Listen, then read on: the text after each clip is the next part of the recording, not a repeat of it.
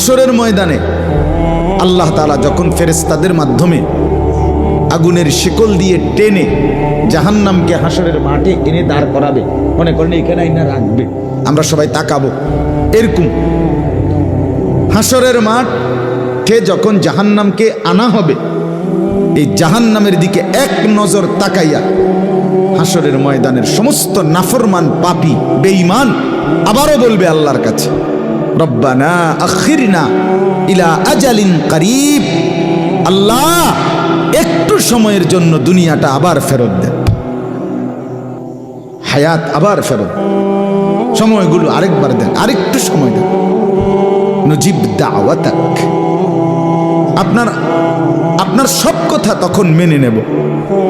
ওয়ানাত্তাবিউর রুসুল, আপনার রসুলদের আনুগত্য করব। আল্লাহ বলবেন না, না বান্দা,